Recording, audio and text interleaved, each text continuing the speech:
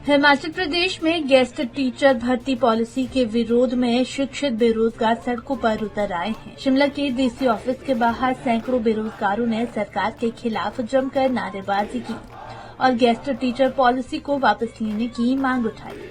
बेरोजगार युवाओं ने आरोप लगाया कि सरकार ने 1 लाख नौकरी देने का वादा करके उनके साथ वादा खिलाफी की है।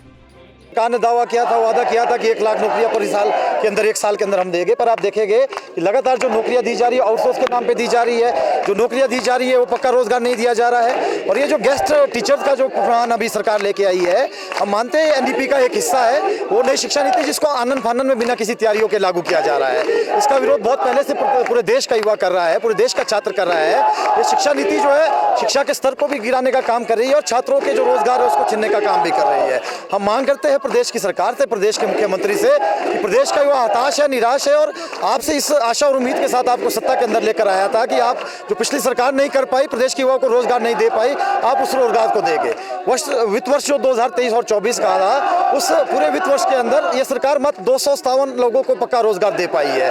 इस रिजल्ट के साथ साथ जो हिमाचल के अंदर आउटसोर्स में जितनी भी भर्तियां हो रही है, आप देखेंगे पिछले कई सालों से जो हिमाचल की गवर्नमेंट है उसने हर एक सेक्टर को खत्म करने की कोशिश की है।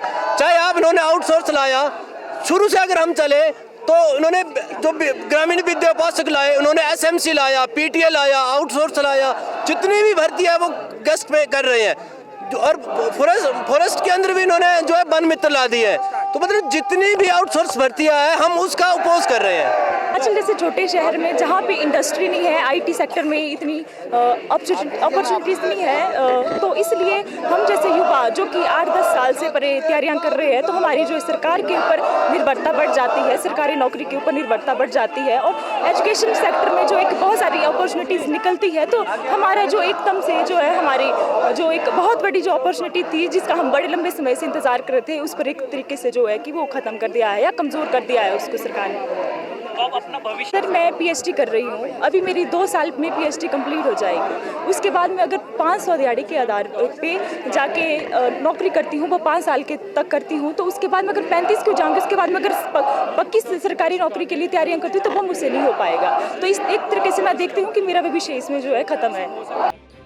दरअसल 12 दिसंबर को हुई कैबिनेट बैठक में गेस्ट टीचर भर्ती पॉलिसी को मंजूरी दी गई थी। इस भर्ती के तहत टीचर को पीरियड बेस पर मानदेय मिलेगा, जिसके विरोध में बेरोजगार अब सड़कों पर उतर आए हैं। पंजाब केसरी टीवी के लिए शिमला से अली की रिपोर्ट।